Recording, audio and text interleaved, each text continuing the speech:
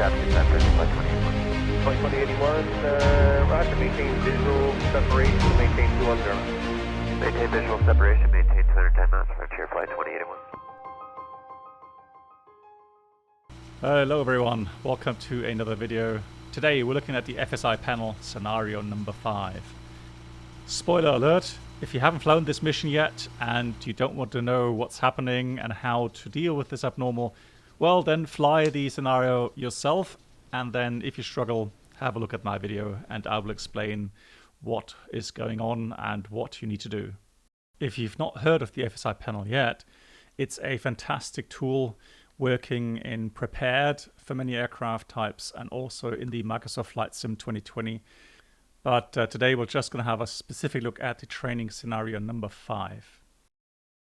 Now, if you are interested in all the other features this fantastic program has to offer us, go and have a look at the website FSiPanel.com. I can strongly and highly recommend it. Coming back to the scenario, if you select a scenario short trip over Switzerland and click on the briefing info package, you see you get a fantastic multi-page long briefing, and it tells you everything you need to know and be aware of, and so you can prepare properly for the mission and have a successful outcome. Now, for the professionals that fly the A320, I can say that you don't have to read through this. You can take the element of surprise and see if you are able to deal with this abnormal. Okay, so let's hop in and prepare the aircraft. So you want to start at Geneva, gate 44, and then you want to put the aircraft into the APU state. Let the aircraft load up completely. Then you want to set your training weight as desired, and that is best done through the EFB in the FENIX. Once that is completed, all you want to do is start up the FSiPanel, select training scenarios, the training scenario short trip over Switzerland, and click on start training, and that's when the scenario will begin. From here on, all you need to do is follow the instructions as you can see them here on the screen in the pop-up window. Cool thing is, the FSiPanel will program the routing for you, the failure, and all that's left for you to do is get your charts out, look at the takeoff procedure, the departure procedure, and calculate the takeoff performance and enter that into the performance page. Don't forget to do your briefing and read your cockpit preparation checklist and the before start checklist. Then you'll receive the clearance. Startup is approved when ready.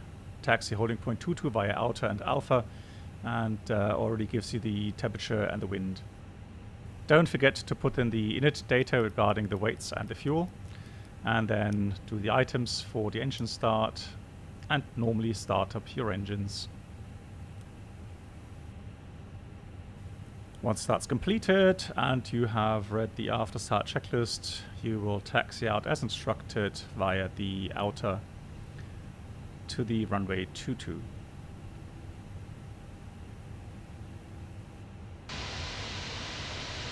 And during taxi out, you would read the taxi checklist just as you normally do, and then at some point you will receive further instructions as you approach the runway. It says line up runway 22 and stand by for the takeoff clearance. We'll of course do the lineup items and the lineup checklist. Also, it is advisable to quickly look at the departure procedure again as a little refresher. And then as you have lined up, at some point you will then get out of the pop-up window giving you the takeoff clearance. So climb non-standard 7000, which is set. We'll start the timer and the chrono, and off we go.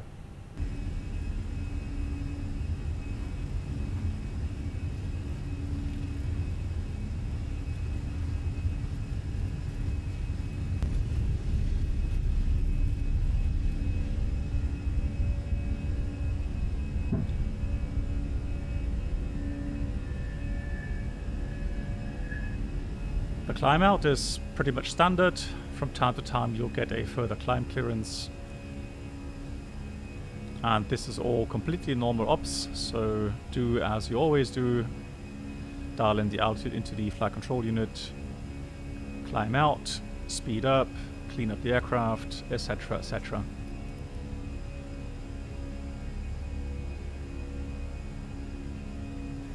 Now of course the routing is somewhat unrealistic. I don't think there is a flight going from Geneva to Zurich. Normally I think you'd take a car or a train. But that's beside the point. The point is that you're going to be faced with a certain failure that you have to deal with. And in a couple of minutes we will find out what that failure is. Now when that failure happens, I will tell you what the failure is and what it's all about, but I will not give you any detailed technical info with regard to the system itself. If you're interested in learning more about that system, I will do a little technical brief at the end of this video that you can watch, but I don't want to go through that because maybe a lot of you actually know what it is, or maybe are not so interested into learning all the little details.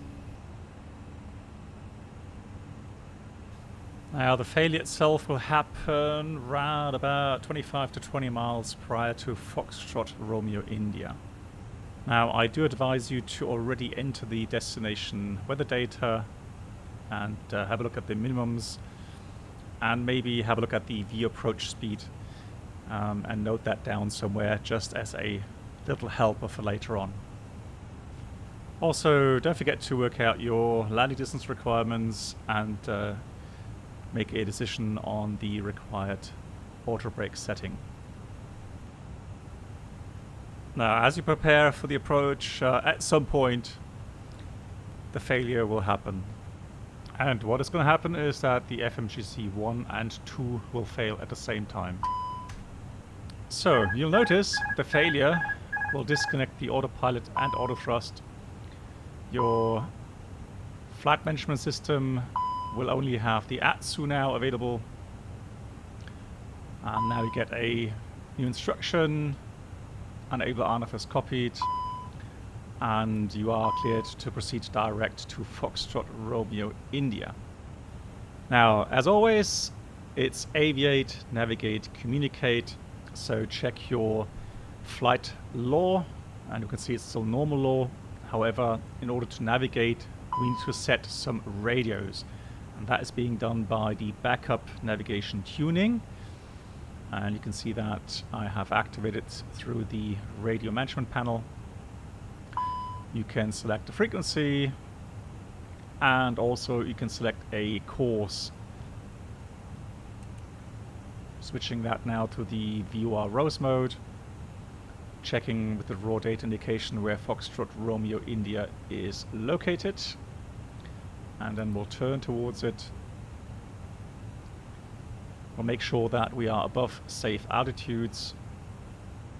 Now you may ask yourself, hey, why don't I just simply get radar vectors? Well, maybe you are in an area where there is no control radar available, or the radar has failed. I've actually had that happen, especially around the Greek islands sometimes. So as you just saw, I dialed in the course towards Fox Romeo India here on the radio management panel. And now I have a nice HSI indication that I can track the inbound radial there more accurately. So once you've done the aviate, navigate, communicate, you have to go through the ECAM procedure. But that's not too complicated. I just switch off the GPWS terrain mode.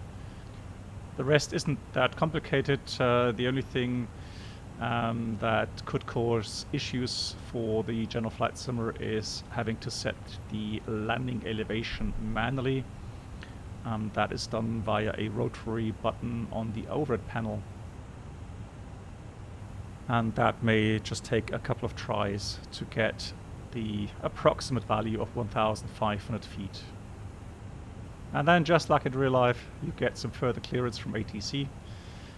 Just take your time. The pop-up screen will remain visible, and maybe you even will take some notes, write down the clearance. There is no harm in doing so. Also, you have to remember that you're doing this in single pilot concept. You're flying manually, and you have to do all of these items. So don't worry if you deviate a little bit from the altitude. Don't worry, once you deviate more than 250 feet, you will get a horn sounding and warning you that you've deviated from your cleared altitude. Also, have a look in your EFB. You have a nice map mode there, and you can select the lower airways, and you can see the track from Fox from India to Whiskey India Lima is 046. So as we're getting close to Foxtrot Romeo India, I'll pre-dial that. And once you are over the station, you can see the HSI radial on the center there blanks out. So now we're overshooting just a tad, and then you can recapture the outbound radial. Beware, the closer to the station you are, the more sensitive that deviation is. So be ready to quickly readjust the heading. Looking at the status page, we can see that the autopilot 1+2 is inoperative, auto thrust inoperative. We have category 2 approach inoperative, so the best one we can do is category 1, and that's because we're flying raw data. And of course the EPGW terrain mode is also inoperative. Remove the status, and so we've done the ECAM actions. We can now concentrate on flying the aircraft. If you want to, the ATSU is available, so you can request some weather, but everything else regarding flight management is completely gone. Now, it's interesting to see how such an aircraft can revert back to basic navigation modes in such a quick manner. And I have actually had a FMGC failure in real life. Luckily, it was only a single failure. But I remember that in a 747 in the approach, I actually had a flight management system 1 and 2 failure. So it can happen. Something system related here is that VUR1 is dialed in on the left RMP, VUR2 is dialed in on the right RMP. However, the ILS can be dialed in any of the 2 RMPs and will be cross-linked to the other one. So now we just continue flying along and make sure that we navigate accurately. You can recheck your position here on the map mode if you like. Try to stay ahead of the game, and as you go along you will get more clearances just like in real life.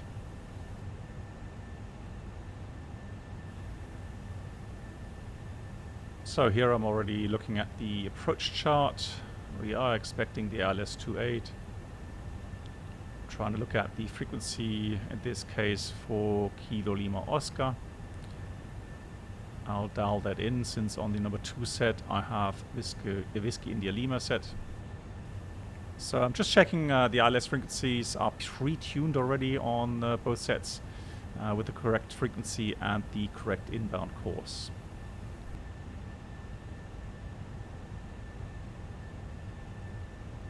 Since we have set Kilo Lima Oscar and we do anticipate the clearance to intercept that radial 095 inbound, so well, actually I should say it's the radial 275 that we're going to be proceeding on. However, the course will be 095 towards the station Kilo Lima Oscar.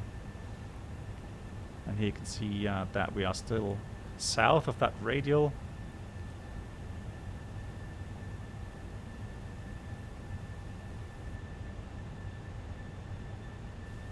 Right, we are approaching Whiskey India Lima and anticipating a further clearance in a minute.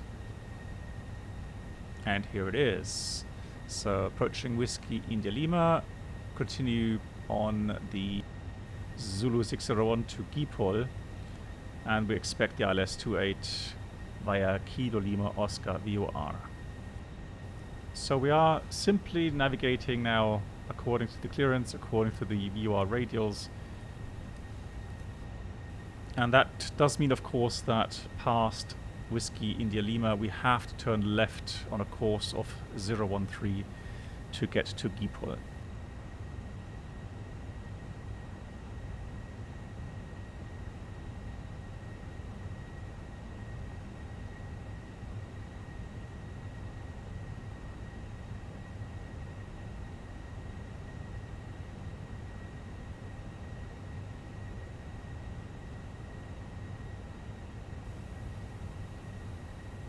Here we are, turning left, 013. And we have all the indications we need on the nav display. So we can see on the number 2 set we have Whiskey India Lima. We're turning left of the tail of that needle, and that means we're pulling the tail towards us, i.e. towards 013 degrees.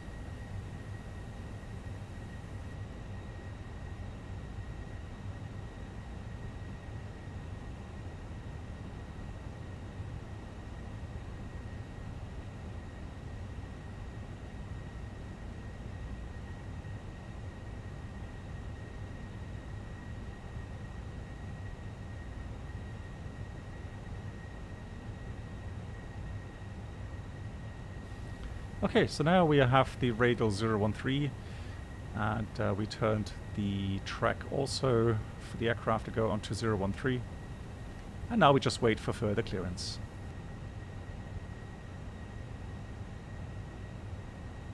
And here it is. We're supposed to descend to 7,000 feet now, speed 240 knots or less due to sequence QNH 1018, or whatever then in your case the actual QNH is. And that's the cool thing, you can use your own weather or you can use the live weather. The FSiPanel will pick that up and integrate that accordingly. Now I do advise you to do this in a very stable manner, so don't pull the thrust levers to idle and dive down. Trying to work out how many track miles you have remaining, and try to do a gentle descent. Also, the instruction was speed 240 knots or less, so you can fly 220 knots if you like. Here we have a new clearance, turn right heading 060 and intercept the radial 275 inbound. So as we have anticipated, so radial 275 means that inbound it's going to be the course 095. So we take a nice right hand turn now. Again, nice and gentle. And we can also see that the radial that was supposed to intercept is already moving in. However, since we're still a good 20 miles away from Kilo Lima Oscar, the radial moves fairly slowly. So now that we don't need Whiskey India Lima anymore on the number 2 set, I will dial in Kilo Lima Oscar also on the RMP2 set.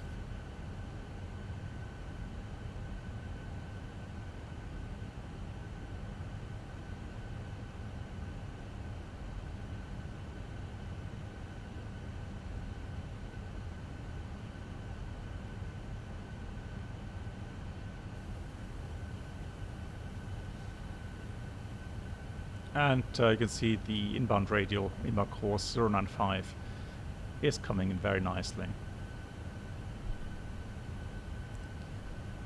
So here I can see the runway, and for today's video here I am going to adjust the weather to a little bit worse weather, some wind and some rain and some low ceiling.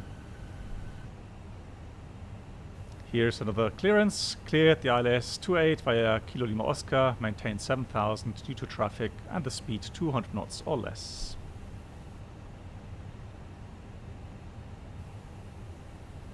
Again, nothing in a hectic manner, just that slow down in a nice and comfortable manner. Let the aircraft descend with about 1,000 feet per minute.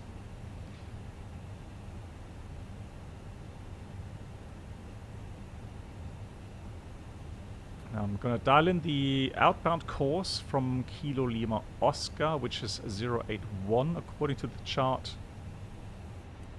And since we're only about 4 miles away from Kilo Lima Oscar, we have to be prepared to intercept that outbound radial. Looking at the approach chart, you can see the aircraft position. We're approaching Kilo Lima Oscar, but please be aware that the position on the chart may be erroneous, may be wrong, and so your primary means of navigation is your indications on your nav display. Alright, we're switching on the landing lights, seatbelt signs, and we're going to have to use engine anti-ice since we are going to be in clouds with temperatures below plus 10 degrees Celsius. We've also selected flaps 1 now since we are below green dot speed, and that has brought up the status page again. We just checked that there's nothing new on that page, and then we can remove it again. So now that we've reduced the airspeed a bit, we've taken out some of the energy of the aircraft, and that helps or makes the outbound tracking of that 081 radial a little bit easier. We're currently still trying to intercept that. You can see that the course line is still to the right, but now it's moving in. And since we're still close to the station, it'll move in fairly quickly. So be ready for that.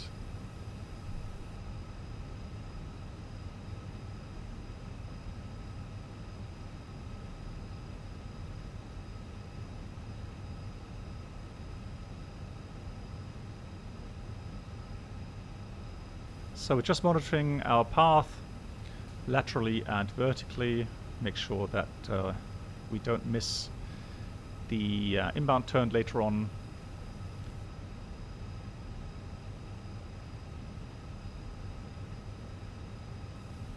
And again, we're just monitoring the instruments, trying to mentally plan ahead, and we're waiting for any further clearance now.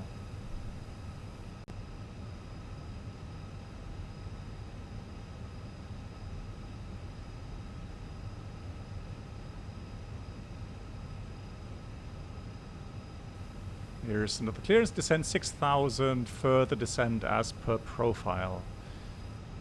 And it also said cleared the ILS 28.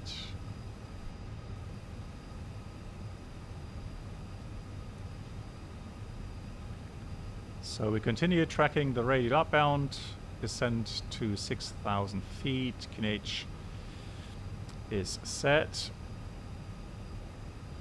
And we concentrate on turning at 16 dBs outbound from Kilo Lima Oscar. However, you can see we've still got a bit of way to go there.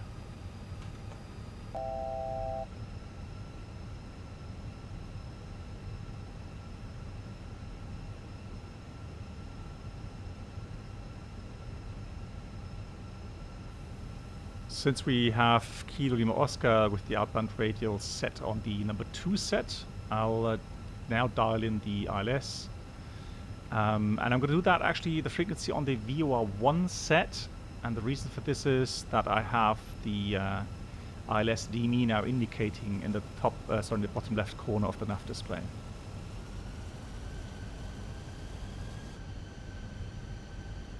So we're reaching 16 dBs from Kilo Lima Oscar. Time to turn inbound to intercept the ILS. So we'll switch on the LS keys, because we do want that glide slope and localizer indication on the primary flight display as well. Have selected the LS Rose mode now. And we are maintaining 6,000 feet until we are established inbound on the localizer, so within half scale deflection of that magenta bar.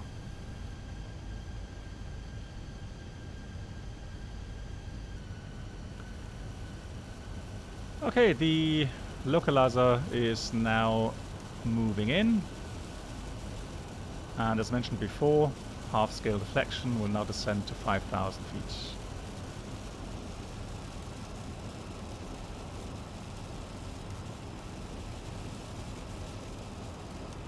And again, smooth kind of aircraft control. You can see the glide slope is moving in, and we've already set now config 2. Remember that we have a little bit steeper glide slope than normal at 3.3 degrees.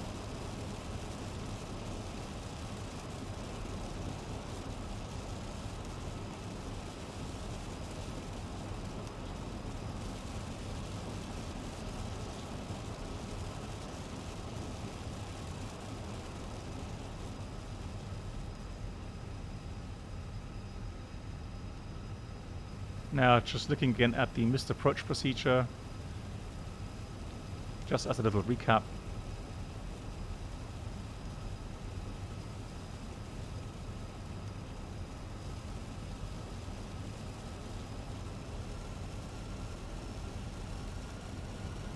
Monitoring the speed, approaching 5,000 feet, and making sure that we have our correct descent point at around about 10 denies from the ILS.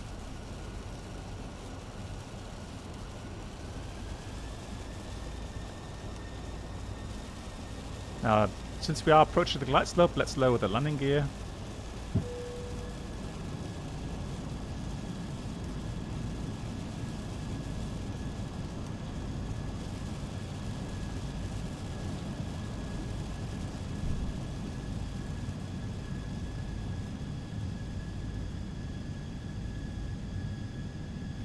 Setting missed approach altitude of 7,000 feet. Selecting flaps 3. Slowing down.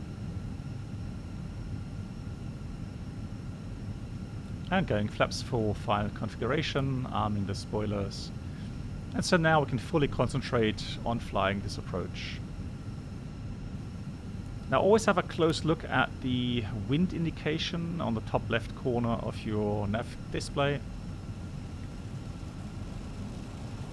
That way, if any wind change or wind direction change happens, you won't be totally surprised by that. Another thing to be aware of is that as you get closer towards the runway, the localizer and glide slope signals will become more and more sensitive. And that means any deviation that you will have, you want to correct, but you don't want to overcorrect, because then things become unstable and eventually will force you to have to go around.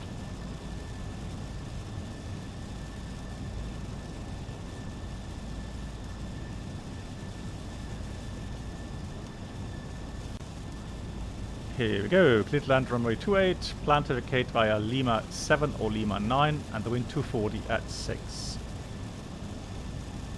Now Lima 7 or Lima 9 means that we have to go past the crossing runway 1634.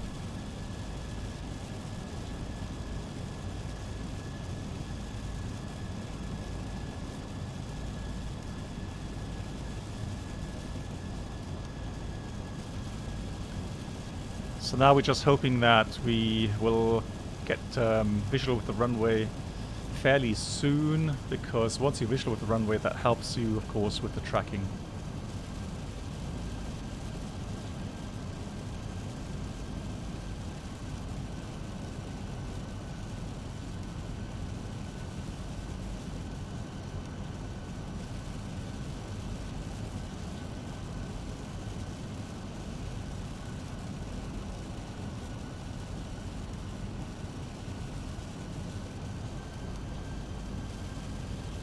And here we are, runway is in sight. Landing checklist completed. We are clear to land. Now just monitoring the wind. Doing some small corrections, trying to stay on path and on localizer.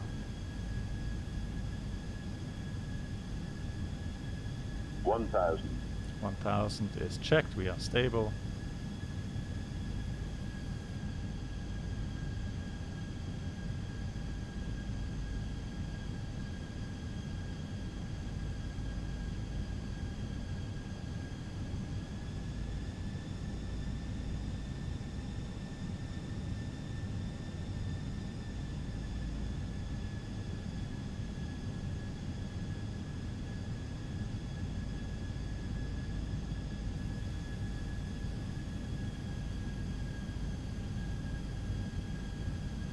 Hundred above. Yep, runway is in sight.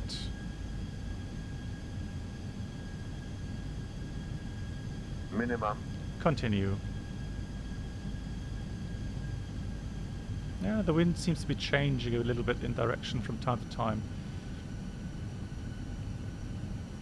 But again, small corrections.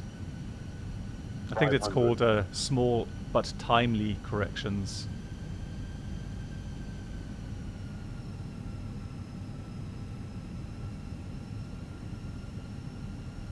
400.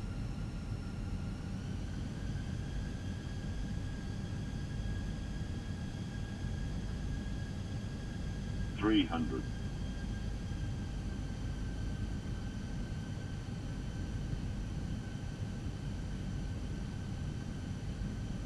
200.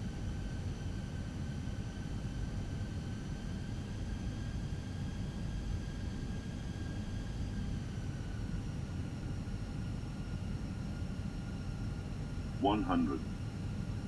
Flight slow. 40, 30, 20, retard. 5.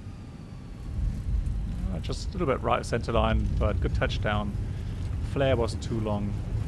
Checking spoilers, reverse screen, decel. Closing the reversers.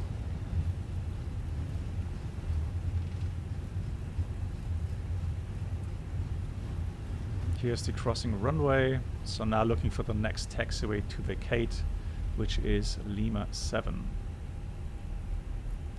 Turn onto Lima and via Lima then hold short of runway 16. Let's do the after landing flows.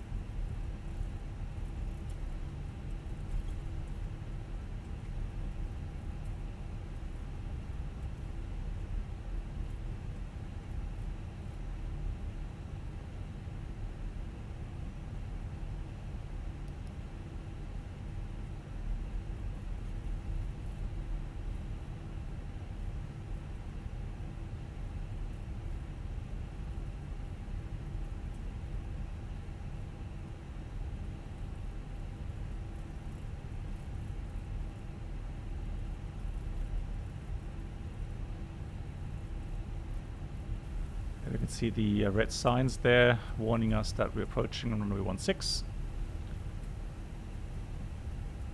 And so we're going to stop here until we get a further clearance. Oh, here it is. So cross runway 16, taxi Alpha 9 via Echo 7. Then was Link 3 and Alpha, no, inner actually, to Alpha 9. Right, crossing the runway, strobe lights on again. Checking left and right, make sure there's no aircraft approaching.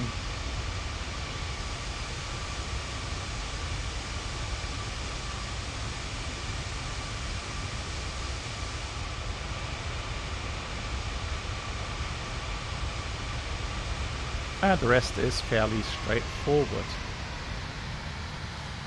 So, for those of you who are interested in more system knowledge about the flight management computer, let me just bring up a chart or a picture for you.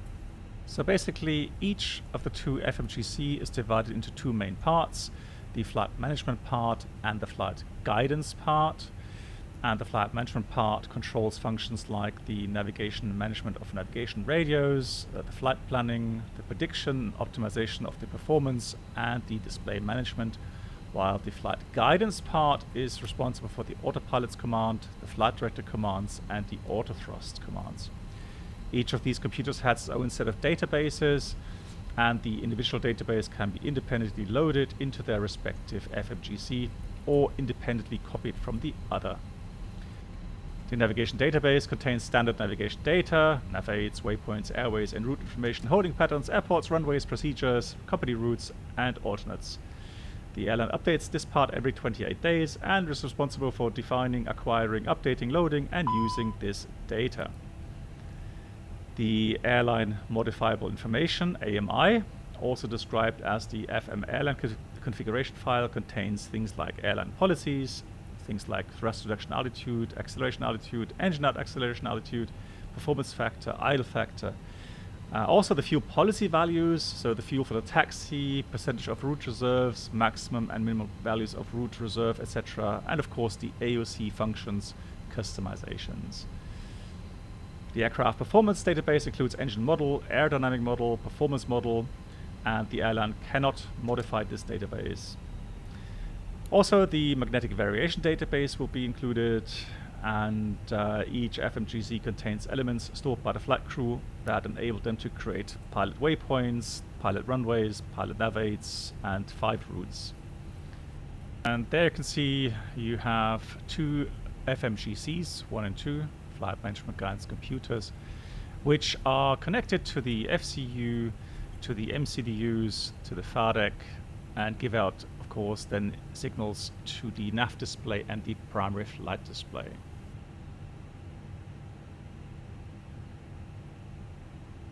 Now, normally the FMGCs will work in a dual mode. That means they have a connection, and any inputs done by either MCDU will then be synchronized with the other FMGC.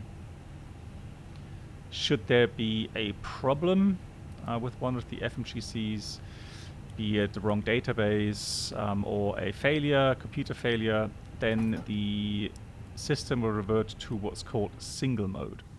And you'll get a message on the MCDU where it says opposite FMGC in process. Now on the nav display from the failed flight management computer, if the nav displays on both sides do not have the same range, then on the failed side you'll see map not available and set offside range mode. And so that means that the failed FMGC range should be set to the same as on the opposite side, and then you'll have your map mode back again. So there we go. Now you know a lot more about the FMGCs than I do, and I hope you did find this mission interesting. There will be more scenarios coming in the future. I am sure I can think of many interesting ones for you to have a go at. Once again, a big shout out to the FSiPanel. And for now, take care everyone, and I'll see you in the next video. As always, happy landings.